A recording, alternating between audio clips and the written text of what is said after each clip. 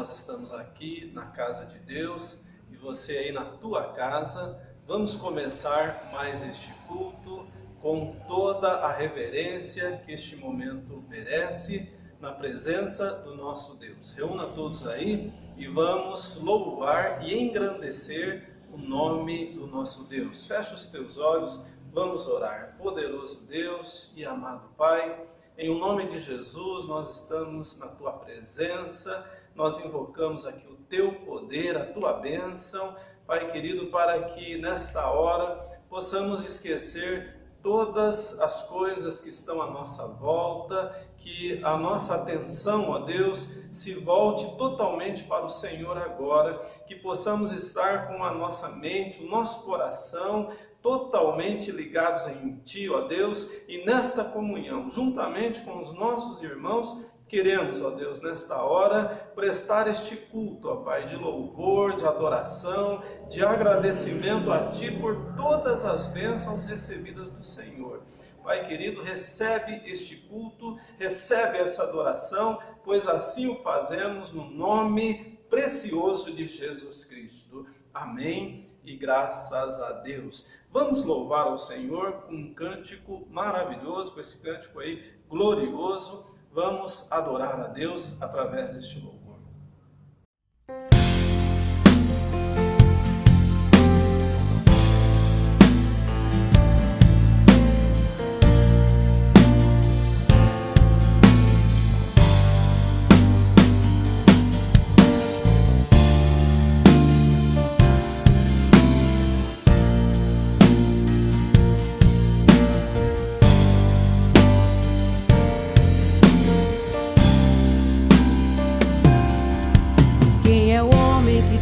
O poder de andar sobre o mar. Quem é este que pode fazer o mar se calar? No momento em que a tempestade vier te afogar, Ele vem com toda a autoridade e manda acalmar. Quem é o teve o poder de fazer Israel caminhar por entre as águas do Mar Vermelho, fez caminho no meio do mar para o povo de Israel passar. Do outro lado, com os pés enxutos, puderam cantar o hino da vitória. Estiver frente ao mar,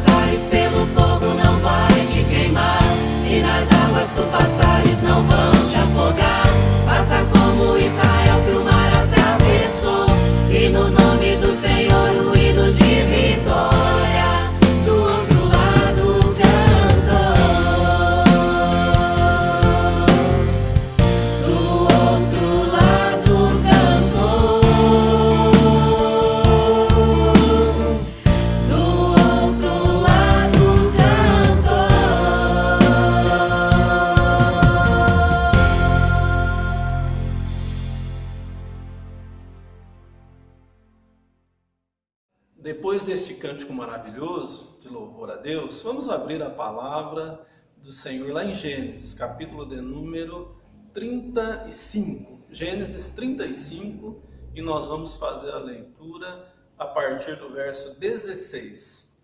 Gênesis 35, 16 em diante. Diz assim a palavra do Senhor. Partiram de Betel, e havendo ainda um pequeno espaço de terra para chegar a Efrata, teve um filho Raquel e teve trabalho em seu parto. E aconteceu que, tendo ela trabalho em seu parto, lhe disse a parteira: não temas, porque também este filho terás. E aconteceu que, saindo-lhe a alma, porque morreu, chamou seu nome Benoni, mas seu pai o chamou Benjamim. Assim morreu Raquel e foi sepultada no caminho de Efrata, esta é Belém. E Jacó pôs uma coluna sobre a sua sepultura. Esta é a coluna da sepultura de Raquel até o dia de hoje. Glória a Deus. Fecha os teus olhos. Peça para Deus estar falando com você agora. Peça para Ele estar revelando a palavra ao teu coração. Senhor, meu Deus e meu Pai, a tua palavra foi lida e nós cremos, ó Deus, que ela é poderosa, ela é gloriosa para alcançar, ó Deus, não somente os nossos ouvidos, mas também, ó Deus, principalmente penetrar no nosso coração, trazendo, ó Deus, uma transformação no nosso ser interior. Deus querido, que esta palavra ela venha como um alimento, ó Deus, da tua parte, para fortalecer a nossa vida espiritual, para alimentar a nossa alma, ó Deus, porque o Senhor mesmo disse que nem só de pão viverá o homem, mas de toda a palavra que procede da boca de Deus. Aleluias! Assim nós oramos e agradecemos em nome de Jesus Cristo. Amém e graças a Deus. Glória a Deus, graças a Deus. Olha, irmãos, hoje nós queremos estar trazendo uma palavra aqui a respeito das bênçãos que estão disponíveis para nós, né? Nós vimos aqui no texto que Raquel ela teve este filho, né? E Jacó ele estava ali presente e foi um momento muito difícil para Raquel, né? Foi um momento muito complicado naquele parto, porque a Bíblia diz aqui que ela morreu nesse parto, né? Então nós vemos que a palavra de Deus ela relata que Raquel ela escolheu um nome ali, se referindo então à realidade do momento, né? Ela escolheu Benoni, mas Jacó ele interferiu ali e mudou naquele momento ali aquele nome, ele mudou então para Benjamim. Antes de entrar propriamente na mensagem, né, que eu tenho para você nessa noite, eu quero falar um pouquinho a respeito da última mensagem que eu trouxe aqui, que algumas pessoas me ligaram e disseram que ficou alguns pontos assim que a pessoa não conseguiu entender, porque eu falei ali sobre tipologia, né? Falei ali sobre Matusalém, então duas coisas que ficaram um pouquinho assim, não ficou muito bem clara. Então quero te falar que quando a Bíblia, como eu disse na última mensagem, tudo que tem na Bíblia, fatos, pessoas, nomes, números, tudo tem um propósito, não está por acaso. Deus tem um propósito em tudo que Ele faz, né? Não faz nada por acaso. Então, quando nós vemos lá, né, como eu disse na última mensagem, Matusalém viveu 969 anos. Por que foi o homem que mais viveu? Tem um motivo para isso, né? E é muito importante a gente compreender isso. Depois que Matusalém morreu, vem o dilúvio. Noé então constrói a arca e ele então, ali na direção de Deus, né, vem o dilúvio. O que era o dilúvio? Era um juízo de Deus sobre toda a humanidade existente na época, né? Então, você veja que Deus demonstrou o seu grande amor para com todos quando Ele então retardou, Ele demorou, né? Ele prolongou os dias para executar juízo. Então, hoje é a mesma coisa. Às vezes as pessoas falam assim, mas Jesus está demorando para voltar, Jesus está demorando para arrebatar a sua igreja. A demora não é algo que Deus esqueceu ou que Deus está desatento, não é nada disso. É porque Deus está dando oportunidades, assim como Ele deu lá no tempo de Noé. Veja que Noé ele era neto de Matusalém, né? Então, o propósito de Deus na época era que assim que Matusalém morresse, viria o juízo, viria o dilúvio. Então Deus prolongou o máximo. O homem que mais viveu, 969 anos. Veja que Deus deu muitas oportunidades para que as pessoas pudessem se arrependerem, para que as pessoas pudessem se voltar para Deus. E hoje é assim, não é diferente hoje.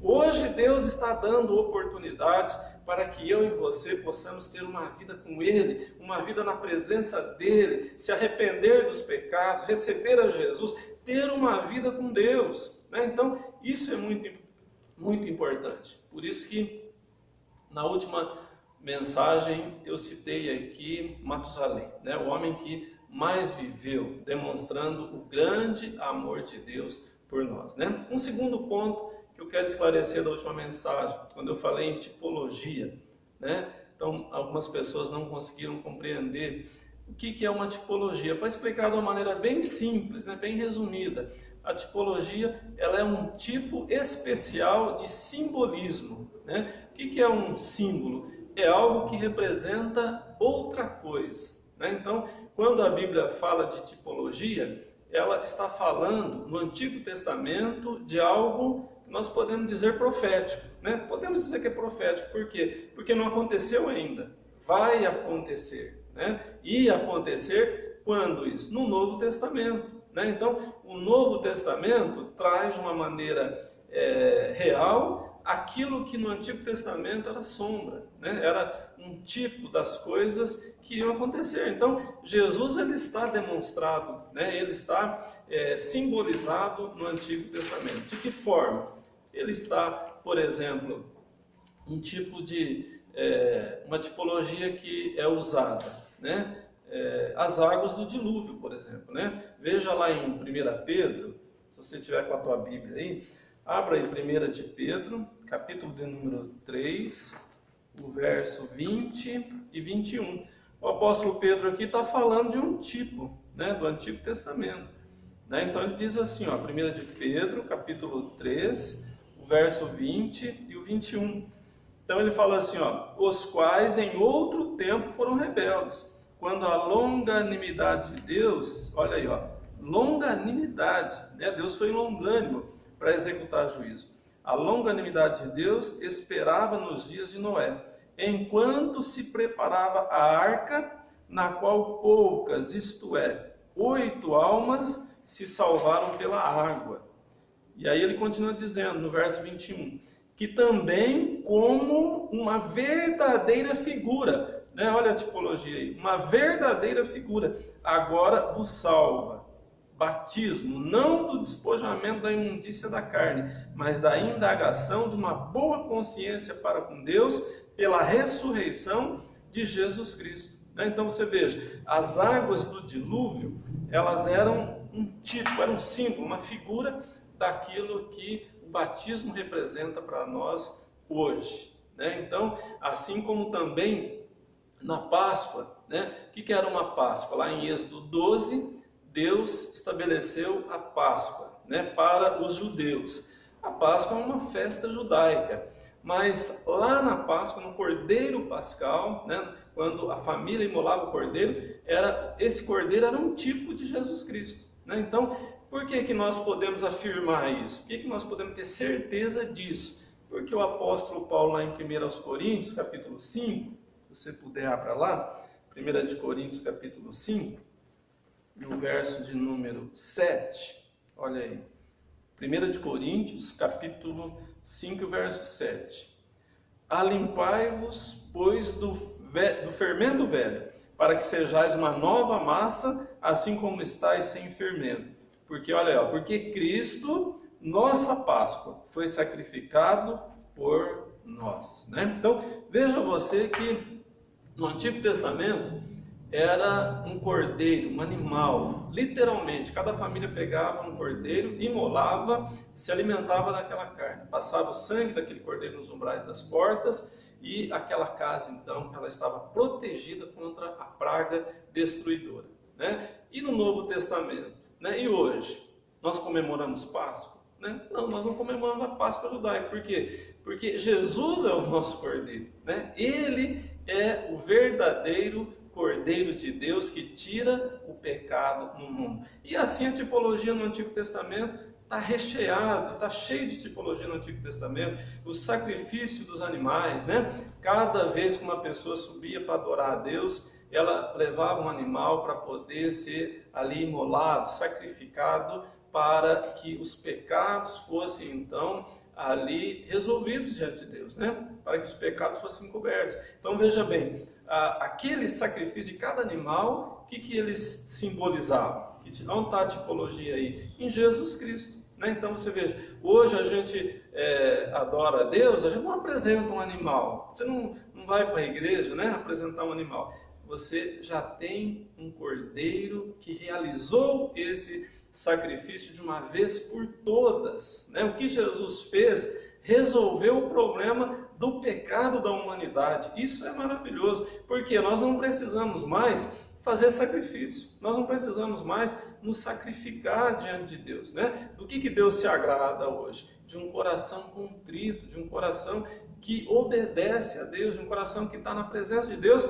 Resumindo, um coração que está ligado, conectado em Jesus Cristo. Ele é a nossa justiça, Ele é o nosso sacrifício eterno. Resolveu de uma vez por todas esse problema do pecado e esse problema da maldição sobre toda a humanidade, né? Então, eu creio que aí com esses pontos fica então esclarecido, né, essas questões da última mensagem nossa aqui, né? Então, voltando para o texto de Gênesis 35, nós vemos que tem uma lição muito importante aqui que eu quero compartilhar com você, né? Quando a Bíblia fala de nomes no Antigo Testamento, é diferente de hoje, né? Na nossa cultura, por exemplo, o nome, ele não tem obrigatoriamente um significado, né? Quando a gente escolhe um nome, a gente escolhe muitas vezes por outros motivos, né? Talvez soa bem, talvez tenha um nome bonito, né? Às vezes é um nome que a pessoa ela quer homenagear alguém da família, né? Um avô, uma avó, enfim, são muitos motivos, né? Mas na cultura judaica, né? Na cultura dos hebreus, tinha um significado o nome, né? O nome representava ou a missão da pessoa, ou o caráter da pessoa, enfim, era uma extensão da pessoa, né? O nome era a própria pessoa. Por isso que você vai ver, por exemplo, quando o anjo anunciou o nascimento de Jesus, Deus escolheu o nome de Jesus. Jesus significa, como eu já falei na última mensagem, significa salvação. Significa salvação no original, né? Então você veja, o próprio nome de Jesus diz do seu caráter, diz da sua missão, diz do seu propósito, para que ele veio, né? Então era assim também no Antigo Testamento. Cada pessoa ela tinha um nome e cada nome tinha um significado, né? Um exemplo muito comum disso que a gente, né, normalmente fala aqui nos estudos, né, nas ministrações, é de Abraão, né? Abraão não era Abraão, ele era Abrão, né? E Abrão significa pai elevado, pai exaltado, né? E Abraão, Deus mudou o nome dele para Abraão. Por quê? Porque Deus tinha um propósito para ele. Deus queria que ele fosse pai de multidões, pai de nações. Então Deus mudou o nome de Abrão para Abraão, né? Veja que está ligado à sua missão, veja que está ligado ao que Deus tinha de propósito para ele, né? Um outro exemplo é Jacó, né? Jacó, por exemplo, Jacó, ele nasceu, né, juntamente, né, ele era gêmeo de Esaú, né, o seu irmão Esaú. E quando eles nasceram, Jacó nasceu segurando no calcanhar de Esaú, né? Então os pais quiseram ali eternizar aquele momento, né? E colocaram o nome dele de Jacó, né? E o nome significa no original aquele que segura o calcanhar, né? Aquele que segura o calcanhar. Esse é o nome, né, original dele. né? Então, você veja que depois Deus muda o nome de Jacó, né? E Jacó também ele pode ter um nome que é enganador, né? Mas é um assunto mais detalhado, eu vou deixar para um outro estudo, né? Não vou entrar em detalhes aqui agora. Mas o original do nome é aquele que segura o calcanhar, né? Mas ali, quando Jacó então luta com o anjo, quando ele está para atravessar ali o Val de Jaboque, ele então tem aquela luta com o anjo, naquele amanhecer, ele luta e ele fala para o anjo: não vou te soltar, não vou te largar, enquanto não me abençoares, né? Então, ali Deus muda o nome de Jacó para Israel, né? Por que Deus faz isso? Porque Deus queria mudar o propósito na vida de Jacó. Deus queria fazer de Jacó uma pessoa vencedora, uma pessoa que luta e vence, né? Então ele lutou com Deus e prevaleceu, diz a Bíblia, né? Então quando ele lutou e prevaleceu, Deus mudou o nome dele, de Jacó para Israel, que significa aquele que luta com Deus, né? Então no texto lá de Gênesis está escrito assim: aquele que luta com Deus e com os homens e prevalece. Então aqui tem uma mensagem importante para nós, né? Quando nós lutamos, não na força do nosso braço, né? Porque o nosso braço ele é limitado, ele é pequeno, ele não alcança muitas coisas, né? Mas quando nós lutamos na força do poder de Deus, nós vencemos, aleluias. Quando a presença de Deus está em nós, então nós prevalecemos contra os nossos inimigos, contra o poder do inferno. Quem é o nosso inimigo hoje? Qual é a nossa luta hoje? A Bíblia fala que a nossa luta, ela não é contra carne e sangue, né? Não adianta o marido, por exemplo, ficar lutando, discutindo, brigando com a esposa, não vai resolver nada, só vai piorar. Não adianta a esposa ficar brigando com o marido, não vai resolver, né? O que é necessário? Lutar a luta espiritual, né? Porque a Bíblia revela isso, ela fala: olha, a nossa luta não é contra carne e sangue, não é contra pessoas, mas é contra principados, potestades no mundo espiritual. Então existe uma guerra, nós estamos numa guerra. Às vezes as pessoas não se apercebem disso, às vezes a pessoa vê o resultado da situação, mas não vê a origem, não vê a causa, só vê o efeito, né? O que causa uma situação? O que causa, por exemplo, uma briga, né? O que causa, por exemplo, um atrito? O que causa uma agressão, uma morte? É uma ação no mundo espiritual. A gente vê nos noticiários: pai matou filho, filho matou pai, agressão de marido com esposa, esposa com marido. Aonde que está a causa disso? A gente vê o efeito, a gente vê o que aconteceu, mas não vê a causa. A causa é espiritual, a causa é a ação do inimigo, né? A Bíblia fala lá em João 10 que o diabo veio para matar, roubar e destruir, mas Jesus diz assim: eu vim para que tenham vida e a tenham em abundância. Glória a Deus por isso, aleluias. Então a nossa luta, ela não é contra carne e sangue, a nossa luta ela é espiritual. Por isso é muito importante a gente se fortalecer no Senhor. Por isso é muito importante você se alimentar da palavra de Deus, para que você possa estar nesses dias agora, dias difíceis, né? Dias de guerra, dias de isolamento, dias em que as pessoas, se elas não se cuidarem, elas esfriam na fé, elas caem da graça. Precisa buscar a Deus. A nossa igreja tem se esforçado. Todos os nossos pastores têm trazido uma palavra, têm se esforçado para trazer uma palavra viva, uma palavra poderosa, para que você possa ter aí um alimento. Eu sei que não é a mesma coisa, né? As pessoas têm me falado: ah, pastor, eu assisto o culto online, mas não é a mesma coisa que está na igreja. É verdade, aqui na igreja é diferente, não é verdade? Mas não podemos nos reunir, não podemos ter aglomeração agora. Isso vai passar. Enquanto isso está acontecendo, vamos buscar de Deus, vamos valorizar esse momento de adoração, esse momento na presença de Deus é muito precioso, né? Busque a Deus aí na tua casa, se reúna aí, leia a palavra, ora a Deus, busca o Senhor, separa um tempo aí de consagração. O jejum é muito importante, né? Que a gente venha a fazer, né? Um jejum que esteja acompanhado com uma consagração, Deus se agrada disso, né? Deus recebe isso, isso fortalece a nossa vida com Deus, isso nos anima a prosseguir. Eu sei que muitas vezes a pessoa fica desanimada por ficar em casa, né? Por ter perdido esse convívio com a igreja. É uma luta mesmo, né? Mas a nossa luta, ela tem que ser realizada de forma espiritual, com armas espirituais, né? Com força espiritual. Não é da força do pensamento, não é um pensamento positivo, mas é a fé em Deus, a fé em Jesus Cristo é que nós precisamos nos alimentar a cada dia, né? Então o texto fala que Raquel, ela teve esse filho e ela quis então ali, devido à situação, um momento difícil que ela passou, ela então colocou um nome, né? Um nome que se chamava Benoni, né? Qual o significado desse nome?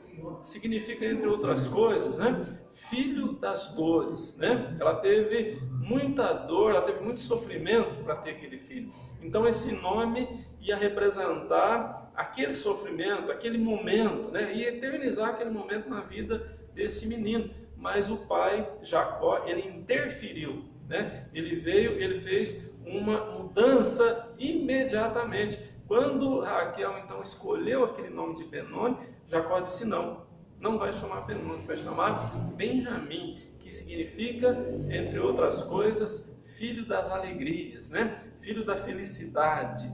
Jacó fez uma interferência imediata. Isso nos ensina muito. Na nossa vida também é assim. Às vezes a gente poderia tomar uma atitude e mudar um rumo, mudar um destino na nossa vida, um rumo na nossa vida, e às vezes a gente não faz nada. A gente fica olhando, né, deixando as coisas acontecer, né? Se a gente deixar as coisas seguir o curso natural, as bênçãos de Deus não vão acontecer na nossa vida. A ação de Jacó ali, ela representa a própria interferência de Deus na história da humanidade, quando Deus então enviou Jesus Cristo. Se as coisas tivessem caminhado como vinha caminhando, como o pecado na humanidade, todos, sem exceção, seriam perdidos, né? Estariam a caminho do inferno. Mas Deus, pelo seu grande amor, Ele interviu na humanidade, Ele enviou o melhor que Ele tinha no céu, enviou o Senhor Jesus Cristo para fazer com que aquele que estava caminhando para o inferno, caminhando para a destruição, agora caminhe para a vida, caminhe para a salvação. Mas como isso é possível? Acontece automaticamente? Não. A Bíblia fala que todos nós nascemos em pecado. Em pecado me concebeu a minha mãe, diz o salmista, né? Então nós sabemos, por exemplo, pela Bíblia, que toda criança ela é salva. Jesus, certa vez, os discípulos trouxeram uma criança para ele e ele disse, olha, deixai vir a mim os pequeninos, porque dos tais é o reino de Deus, né? A criança não tem o pecado? Já não, ela tem, né? Mas a Bíblia fala que ela é inimputável, né? Ela não é passível de receber condenação, porque ela está no estado da inocência, né? Então ela não pode receber condenação. Mas quando ela atinge a idade do discernimento, saber o que é certo e o que é errado, ela precisa então entregar a sua vida a Jesus, ela precisa fazer uma aliança com Deus, passar pelas águas do batismo, né? E ter uma vida de comunhão com Deus, uma vida de luta contra o pecado, de luta para poder permanecer na presença de Deus.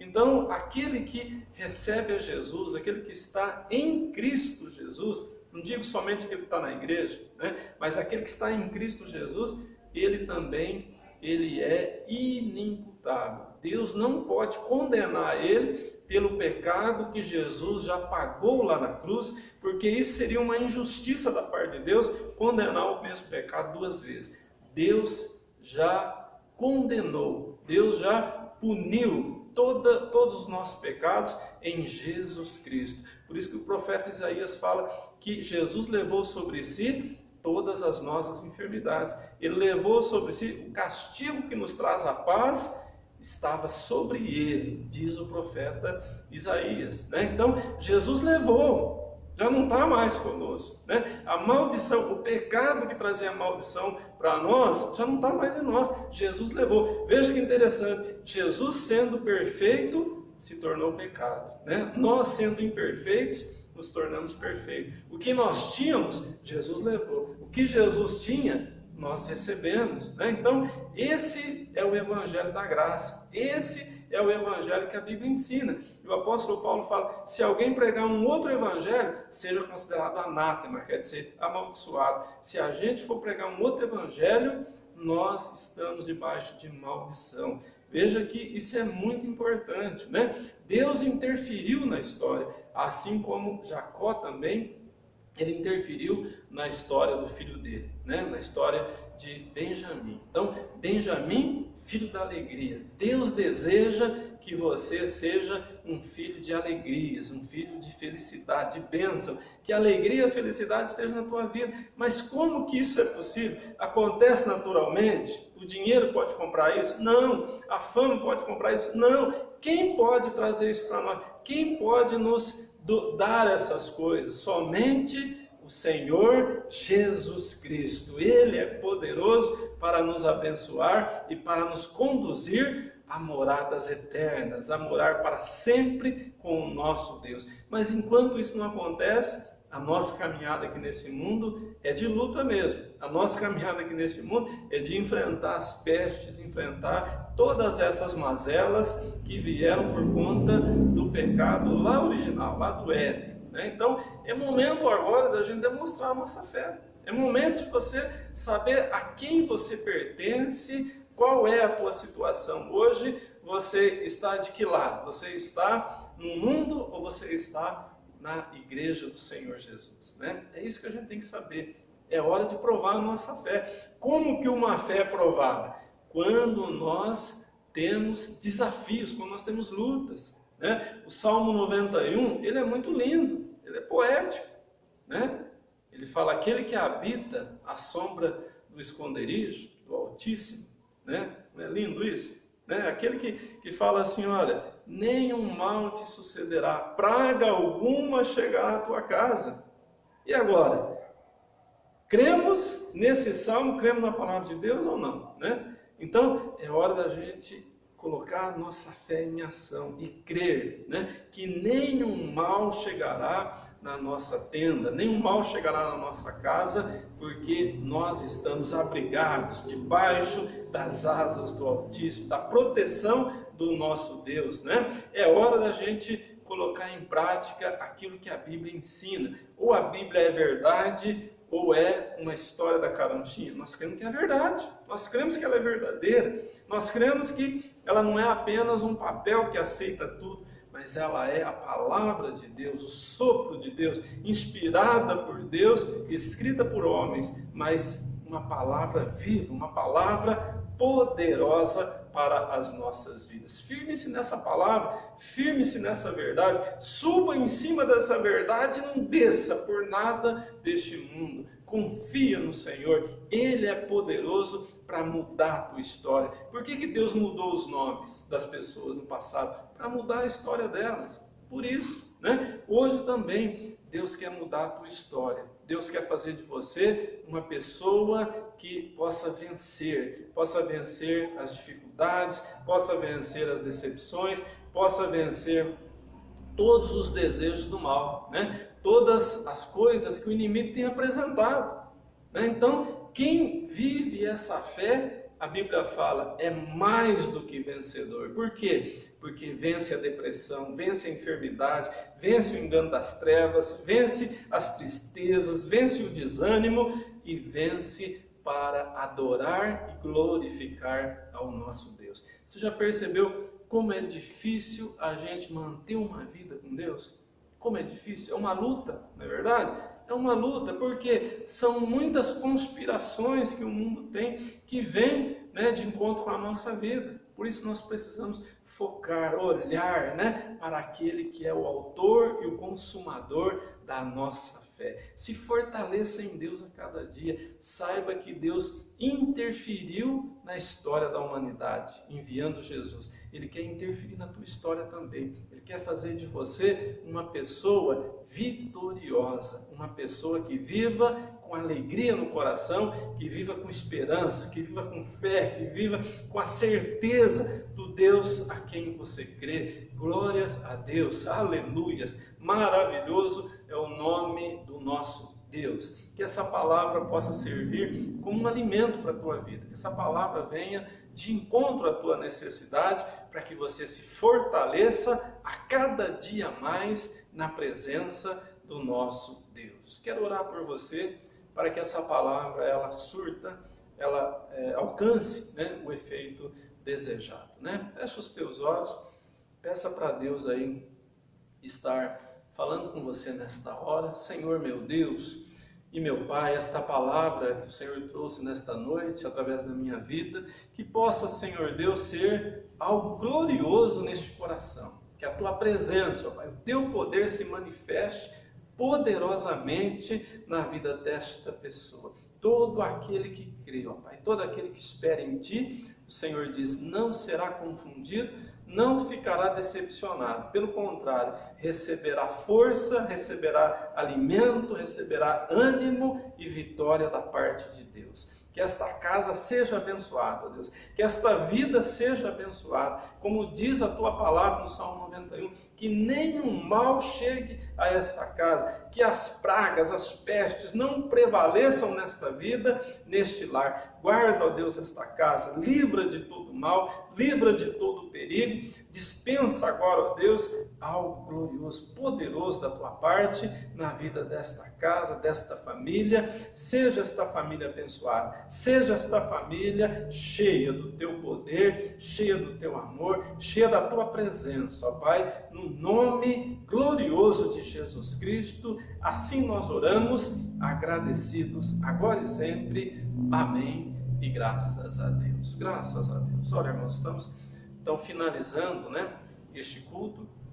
Estamos finalizando então este momento tão glorioso na presença de Deus, né? Quero te convidar e você levantar as tuas mãos assim para o alto, né, e receba a bênção. Que a graça do nosso Senhor e Salvador Jesus Cristo, o grande e eterno amor de Deus o Pai e as doces e meigas consolações do Espírito Santo esteja com todos e que todos agora digam comigo, amém. Graças a Deus.